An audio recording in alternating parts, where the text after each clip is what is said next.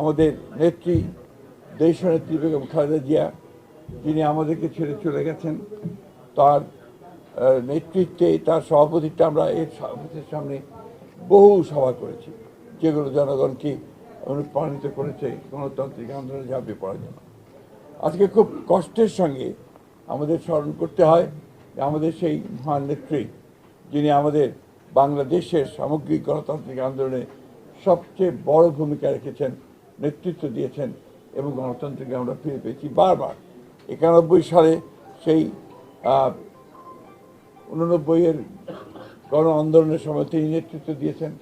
91-তে সরকার গঠন করেছেন, পরবর্তীকালে 96-তে এবং তারও পরে প্রত্যেকটি আন্দোলনে তিনি নেতৃত্ব দিয়ে গণতন্ত্রকে প্রতিষ্ঠা করার জন্য তিনি কাজ করেছেন এবং তাকে সেই জন্যই আমরা বারবার স্মরণ করি এবং আমি যে বিশ্বাস করি যে দেশনেত্রী বেগম খালেদা জিয়া শুধু বাংলাদেশ নয়, আমাদের এই